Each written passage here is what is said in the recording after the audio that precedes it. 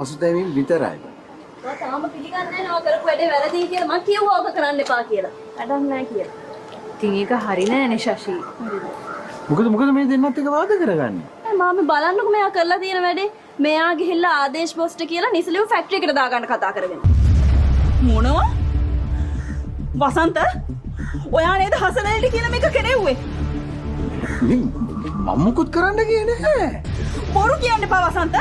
ඔයාට තමයි ඕනේ උනේ රමණිගේ කෙල්ලව හසනලි වැඩ කරන තැනට දාගන්න. නැත්ද? නෑ කියනවද? දීපිකා මම කිව්වා තමයි දරුවෙක් රස්සාවක් ඉල්ලගෙනනේ ආවේ. අනේ නිකන් ඉන්න වසන්ත. මතන බොරු කියන්න එනවා.